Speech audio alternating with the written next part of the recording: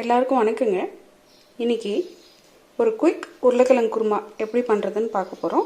அதுக்கு தேவையான பொருட்கள்: ஒரு வெங்காயம், ஒரு தக்காளி, 2 உருளைக்கிழங்கு எடுத்து வச்சுருக்கேன், 4 வரமிளகாய் போட்டு செய்கிற இந்த உருளைக்கிழங்கு குருமா சுவை வித்தியாசமாக இருக்கும்.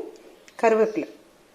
தாளிக்கிறதுக்கு நமக்கு எண்ணெய், கடுகு, உளுந்து பருப்பு எடுத்து வச்சுருக்கேன், கொஞ்சோண்டு மஞ்சத்தூள், பச்சைக்கடலை பருப்பு, உப்பு. வாங்க உருளைக்கிழங்கு மசாலா எப்படி பண்ணுறதுன்னு பார்க்கலாம். வெங்காயத்தை நீல வாக்கில் வெட்டி வச்சுருக்கேங்க, தக்காளியும் நீல வாக்கில் வெட்டி வச்சுருக்கேன், வரமிளகாய் கிள்ளி வச்சுருக்கேன், கருவேப்பிலை எடுத்து வச்சுருக்கேன். அதே மாதிரி உருளைக்கிழங்கையும் தோல் நீக்கிட்டு நீல வாக்கில் வெட்டி வச்சுருக்கேன்.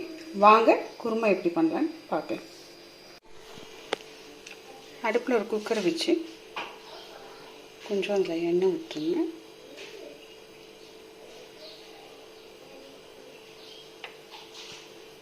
எண்ணெய் நல்லா காயட்டும்.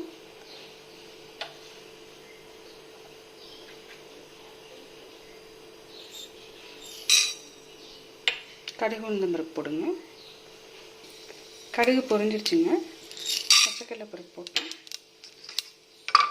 வரமிளகாயும் கருவேப்பிலையும் போட்டாச்சு. நல்லா வதக்கி விடுங்க. இப்போ வெங்காயத்தை போட்டு நல்லா வதக்கணுங்க.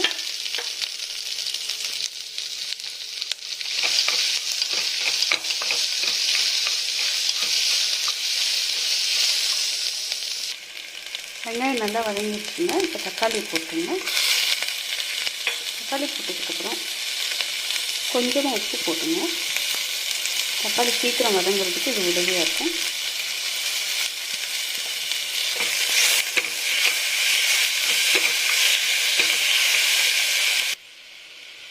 தக்காளி நல்லா வதங்கிடுச்சுங்க. இப்போ உருளைக்கிழங்கு சேர்த்துக்கலாம். அப்படியே மஞ்சத்தூளையும் சேர்த்து கிளறிடலாம்.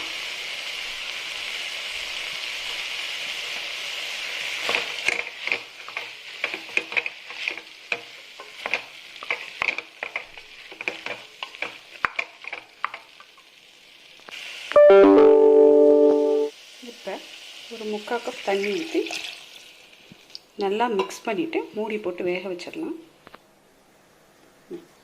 மூடி போட்டு வேக வச்சிடலாங்க. 3 விசில் வந்தோடனே நிறுத்திடலாம். குருமா ரெடி. 3 விசில் விட்டு நிறுத்தியாச்சு. விசில் போயிடுச்சு. விசில் எடுத்துட்டு ஓப்பன் பண்ணி பார்த்துக்கலாம். உருளைக்கிழங்கு நல்லா வெந்து வரமிளகாய் ஸ்மெல்லோட குருமா ரெடியாக இருக்குங்க. இப்போ என்ன பண்ணணும்னா ஒரு மத்தை வச்சு நல்லா மசிச்சு விட்டுறணும்.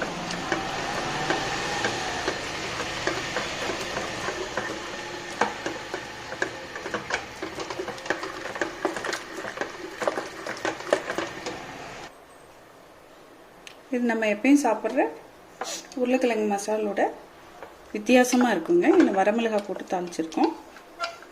இப்போ பூரிக்கு மாவு பிசைஞ்சு பூரி எப்படி செய்யறதுன்னு பார்க்க போகிறோம். பூரிக்கு மாவு பிசைறதுக்கு தேவையான பொருட்கள்: 1 கப்பு கோதுமை மாவுங்க, 2 டேபிள் ஸ்பூன் கடலை எண்ணெய், தேவையான உப்பு, 2 டேபிள் ஸ்பூன் ரவை எடுத்து வச்சுருக்கேன். வாங்க எப்படி பூரி மாவு பிசைறதுன்னு பார்க்கலாம். ஒரு பெரிய பவுல் எடுத்துக்கோங்க. அதில் கோதுமை மாவை போட்டுருங்க. அதே மாதிரி ரவை,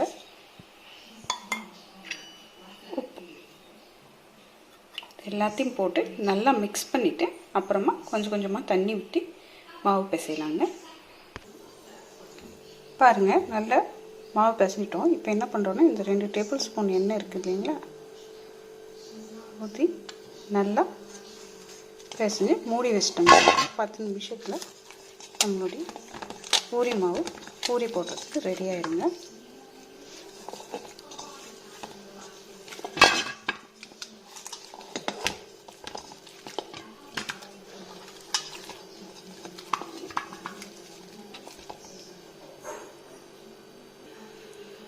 பாருங்கள், மாவு நம்ம போட்ட எண்ணெயை நல்லா உள்வாங்கிக்கிச்சு. ஒரு மூடி போட்டு ஒரு 15 நிமிஷம் ஊற வச்சு அப்புறமா பூரி போட்டோம்னா நல்லா இருக்குங்க. இப்போ பூரிக்கு மாவை திரட்டிக்கலாங்க. ரொம்ப மெல்லிசாகவும் இருக்கக்கூடாதுங்க, ரொம்ப தடிமனாகவும் இருக்கக்கூடாது. மீடியமாக திரட்டிக்கிங்க. இதில் ரவை போட்டிருக்கோம் இல்லைங்களா, அந்த ரவை நல்லா ஊறி இப்போ நம்ம ஆயிலில் போட்டு பொரிக்கும்போது நம்ம பூரிக்கு ஒரு மொறுமொறுப்பு தன்மையை கொடுக்கும். அவ்வளோதாங்க, ரெடி. இதை எப்படி ஆயிலில் போட்டு பொரிச்சு எடுக்கணும்னு பார்க்க போகிறோம். எண்ணெய் நல்லா காஞ்சிருச்சுங்க. இப்போ பூரி போட்டு எடுக்கலாம்.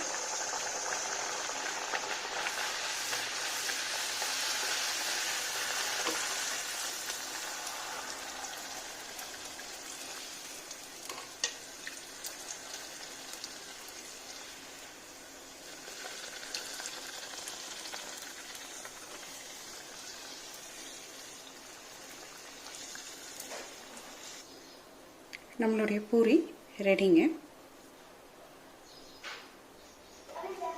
நம்மளுடைய குருமா ரெடிங்க.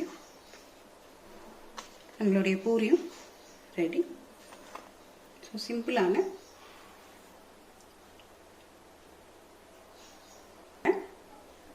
நம்மளுடைய பூரி மசாலா ரெடிங்க. எல்லாருக்கும் வணக்கம்.